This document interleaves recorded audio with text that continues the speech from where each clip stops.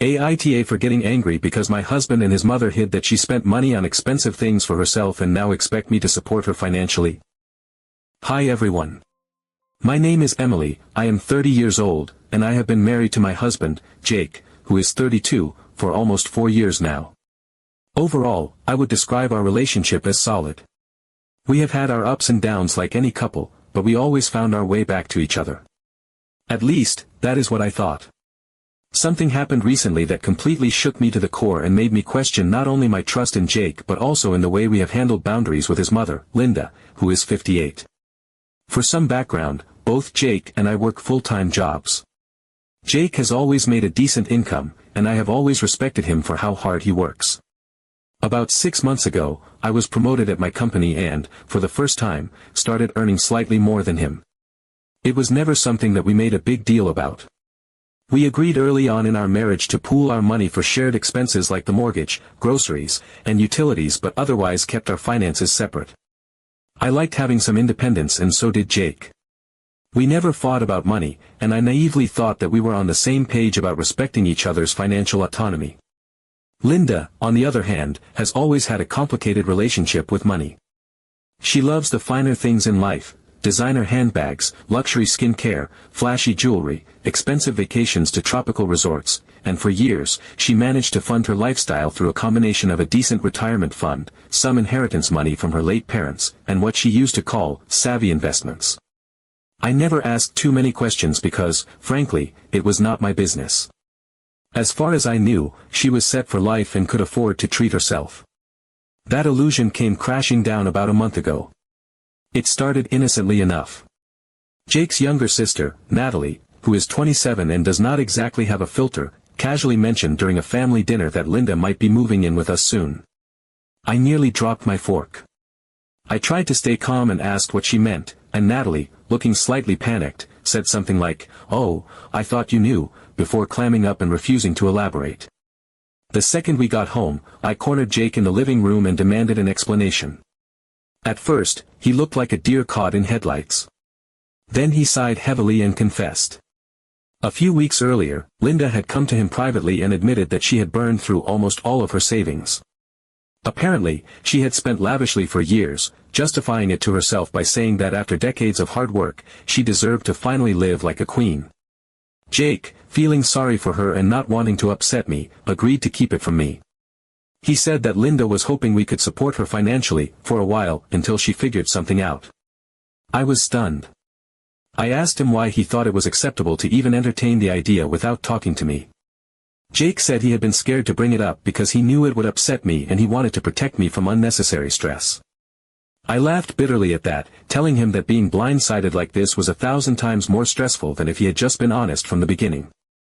I could not believe that not only had he kept something this huge from me, but he had also essentially made plans for my money without my knowledge or consent. The situation only got worse. A few days later, Linda called me directly. She started the conversation with fake sweetness, asking how I was and saying she appreciated everything Jake and I had done for her already. Then she launched into her real agenda. She said, "Since you make more than Jake now, and since we are family, it only makes sense that you would help me out. Family looks after each other." I could not believe what I was hearing. I told her flatly that my money was my own and that I was under no obligation to financially support anyone who had spent irresponsibly. Linda immediately shifted tactics, trying to guilt-trip me by saying that she had spent her life taking care of her children and that now it was time for someone to take care of her. I told her that taking care of someone did not mean funding their designer handbag addiction and that she needed to take responsibility for the choices she had made. She got defensive, accusing me of being cold and selfish. I said that there was nothing selfish about setting boundaries, especially when someone else's reckless behavior threatened my financial stability and future. Linda hung up on me after that. I sat in the living room for a long time after that conversation, just staring at the wall, feeling like my world had tilted off its axis. Jake eventually came home and found me there. He apologized profusely for how he had handled things, admitting that he had panicked and thought he was doing the right thing by trying to shield me. He said he felt caught between two people he loved. I told him that while I understood feeling torn, there was a right way and a wrong way to handle things, and sneaking around behind my back was absolutely the wrong way. Since then, things have been tense. Linda has not backed down. She keeps calling Jake, sometimes crying, sometimes yelling, trying every manipulation tactic she can think of to convince him to change my mind. She even suggested that Jake could borrow money from our joint account without telling me, since what Emily does not know cannot hurt her. Thankfully, Jake shut that down immediately and told me about it, which is probably the only reason I have not packed my bags yet. We have had a lot of hard conversations about what it means to be married, about loyalty, about boundaries with parents. Jake has promised to back me up and not allow Linda to manipulate or pressure us into anything we do not both agree on. Still, I cannot help but feel that something fundamental has shifted between us. Trust, once broken, is not so easy to repair. I know some people will say that family is family and you should help them no matter what. But to me, there is a difference between helping someone who fell on hard times through no fault of their own and enabling someone who lived far beyond their means without a second thought and now expects others to bail them out. So here I am, trying to figure out how to move forward, wondering if I am being too harsh or if standing my ground makes me a terrible person. Am I the asshole for refusing to financially support my husband's mother after her reckless spending, even if it means creating major tension in the family? Update 1. After the initial blow-up, I truly thought that things would settle down. I had made my position clear, Jake had apologized, and I foolishly believed that the message would eventually trickle down to Linda and that she would start sorting out her own mess. I thought that the discomfort in the air during our last phone call would have made it crystal clear that I was not, under any circumstances, a viable financial backup plan for her. But oh, how wrong I was.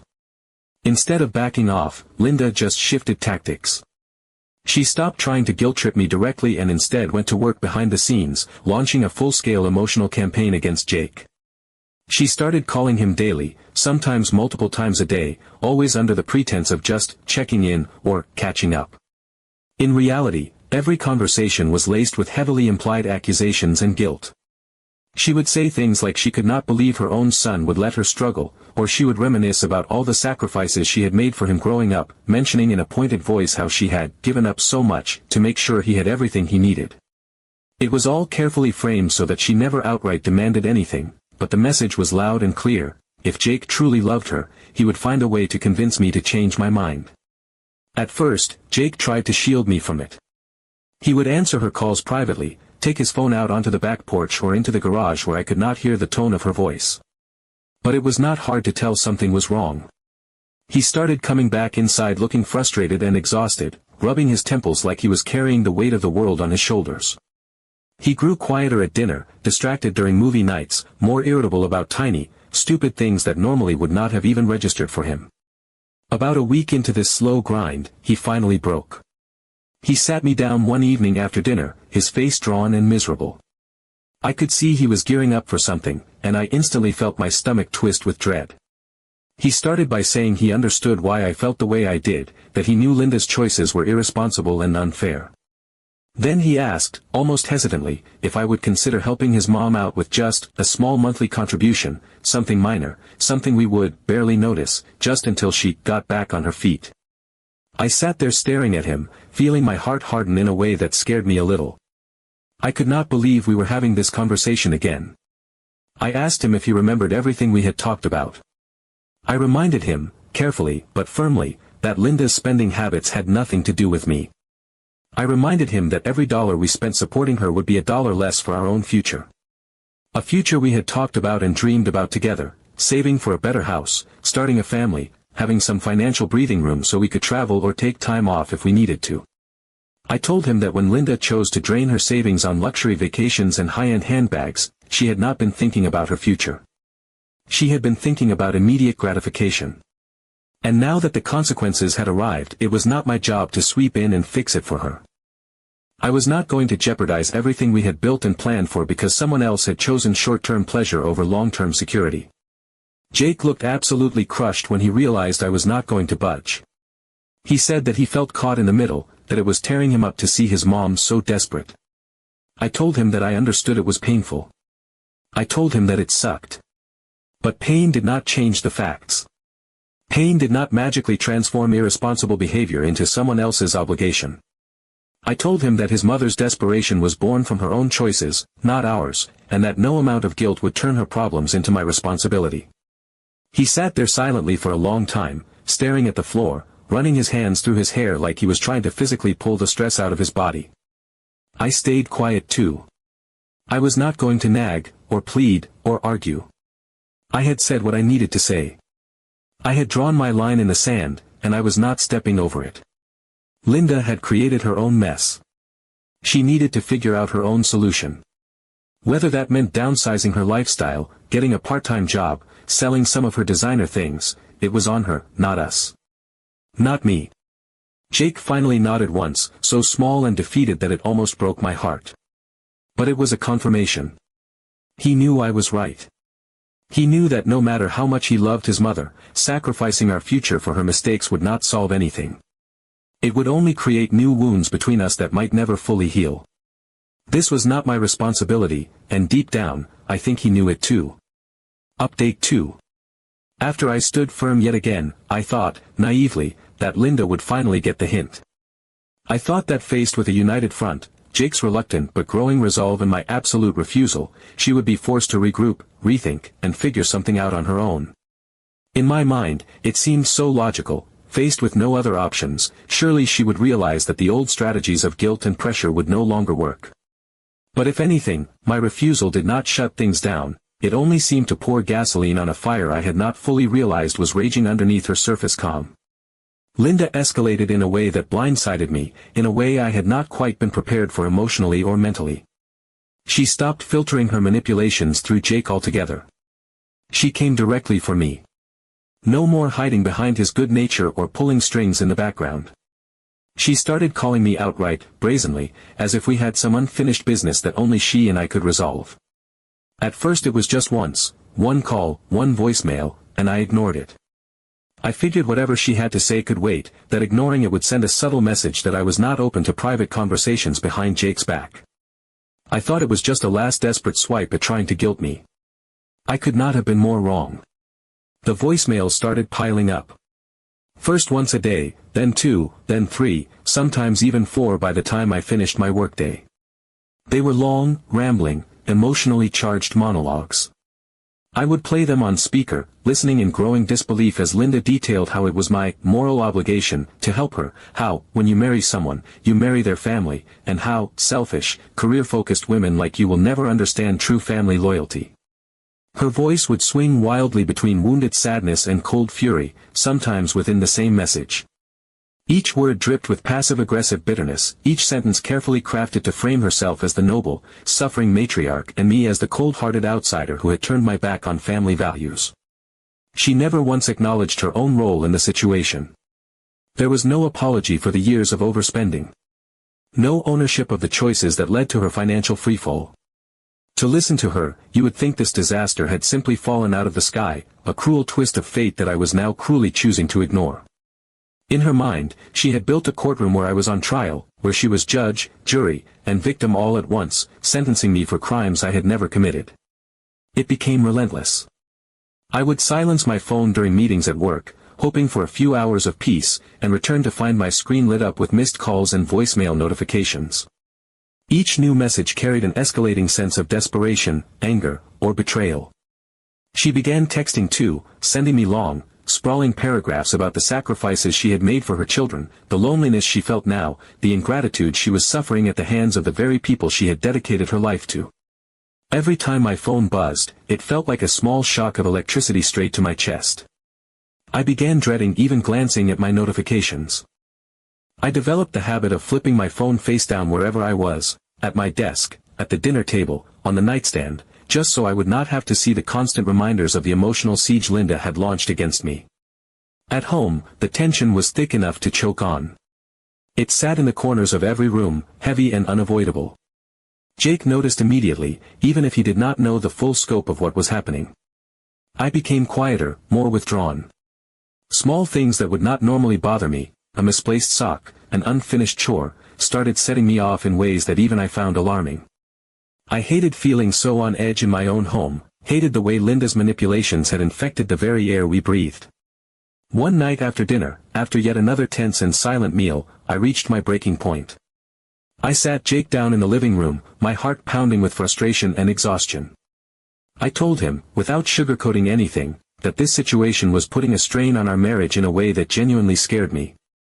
I told him that I loved him, that I wanted a future with him, but that I could not and would not live like this, feeling cornered, disrespected, and hounded in my own life by someone who refused to accept boundaries.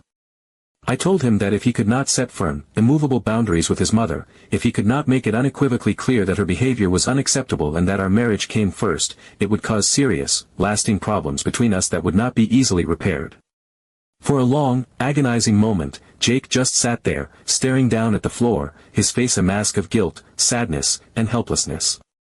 I could see him wrestling internally, torn between the ingrained sense of obligation to his mother and the growing realization that her demands were not only unreasonable but actively destructive. To his credit, he did not get defensive. He did not try to placate me with half-promises or excuses. He did not fall back on old habits of minimizing the problem just to avoid confrontation. Instead, in a low, weary voice, he admitted that things had gotten completely out of control. He said that he had been trying to manage it all by himself, hoping if he juggled carefully enough, the problem would resolve itself without exploding. He said he had thought he was protecting me by handling it alone, but now he realized that in doing so, he had only allowed the situation to metastasize into something far worse. He said, with a kind of raw honesty I had not heard from him in weeks, that he never wanted me to feel like I came second to anyone, not even to his mother. It was the first real moment of clarity between us in what felt like a lifetime. Hearing him say it out loud was like feeling a heavy, invisible weight shift slightly off my chest. We sat there together for a long time after that, speaking quietly but openly about everything, about our dreams, about the future we were trying to build, about how critical it was to protect that future from outside interference, no matter how complicated or painful it might feel in the moment. Jake agreed, without hesitation this time, that we needed to put up firmer, clearer boundaries. He promised that he would have a direct conversation with Linda, that he would make it absolutely clear that continuing to harass me was not only unacceptable but completely counterproductive. He said he would remind her, as often as it took, that she needed to find her own solutions, whether that meant downsizing her living situation, seeking professional financial advice, picking up part-time work if needed, but that leaning on us financially was not, and would never be, the answer. For the first time in weeks, I felt the smallest spark of hope flicker back to life inside me. It did not erase the hurt or the stress of what Linda had put us through. It did not erase the fact that rebuilding the trust between Jake and me would take time and careful work. But it gave me hope that we could move through this together, stronger rather than broken. I knew it would not be an easy road. I knew Linda was unlikely to take rejection gracefully. But for the first time, I also knew that Jake and I were drawing the line together, shoulder to shoulder. And that made all the difference in the world. Thankfully, he seemed to realize how far things had gone and agreed that Linda needed to find other solutions, not just lean on us. Update 3. After all the drama, the endless phone calls, the voicemails dripping with guilt and resentment, and the intense conversations between Jake and me, we decided that enough was enough. We needed a final, definitive conversation where everything would be put on the table. No more private whispers, no more triangulating through Jake. If this was going to be resolved, it had to be done face to face, with no room for confusion. We set up a family meeting. It would be Jake, me, Linda, and Jake's younger sister Megan, the one who had accidentally let the secret slip in the first place. I think she felt a little guilty for starting the unraveling, even though none of this was really her fault, and she wanted to be there to support us. The day of the meeting, I felt physically tense, like my body knew this was a final battle. We gathered in our living room, and for a few minutes there was just awkward, heavy silence. Linda looked exhausted, stressed, but also guarded, like she still believed she could argue her way into getting what she wanted. Jake sat next to me, his knee bouncing slightly, Megan perched nervously on the edge of the chair. I started. I did not raise my voice. I did not get emotional. I laid everything out calmly but firmly. I told Linda that while I sympathized with how difficult her situation must feel, I was not going to pay for her lifestyle. I told her that spending recklessly for years without a plan for the future had consequences, and those consequences were hers to face, not ours to shoulder. I explained that Jake and I had our own goals, our own dreams, and our own financial responsibilities. We could not sacrifice our stability because she had not thought ahead. I suggested several paths she could pursue: downsizing to a smaller apartment or condo, finding part-time work to supplement her income, speaking to a financial advisor who could help her create a sustainable plan moving forward. I made it crystal clear that while we were willing to offer emotional support and guidance, we were not going to be her financial crutch. To my surprise, Megan spoke up too. She said she loved their mother, but it was not fair to expect Jake and me, especially as we were trying to build our own future, to pick up the pieces of bad decisions we had no part in. She told Linda bluntly that if she continued to expect handouts, she would drive a wedge between herself and her children, and no amount of guilt-tripping would change that. At first, Linda cried. She sobbed into her hands about how abandoned she felt, about how she had given everything to her family, only to be left alone now that she needed help. It was heartbreaking to watch, but even as she wept, I stayed firm. I had learned too much through this whole ordeal to be pulled back into the trap of guilt. She kept looking at Jake, pleading silently with her eyes for him to swoop in and fix everything, but he did not. For the first time, Jake stood his ground with me.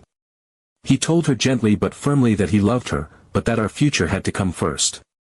He said that he wanted her to succeed, to find stability, but that it could not come at the cost of his marriage or his own life plans. It took a while, but slowly Linda seemed to realize that no amount of crying, no amount of appeals to family loyalty, no amount of shifting the blame would change our stance. She was met with a wall of quiet but unshakable boundaries, and after a long, heavy silence, she finally stopped fighting. We did agree, as a gesture of good faith, to help her with a one-time sum of money, not enough to fund a lavish lifestyle, but enough to give her a safety cushion while she got her situation sorted out. We made it clear this was a one-time thing. No strings attached, but also no repeats. It has been a few weeks since that meeting, and things have calmed down dramatically. Linda has accepted, at least outwardly, that she needs to be more responsible. She said she would spend the money more wisely this time, and so far, she seems to be making better choices. She is not thrilled with me, that much is obvious. There is a coolness in her tone now, a polite distance that did not used to be there. But honestly, I do not care. Setting boundaries is not cruel. It is not selfish. It is necessary.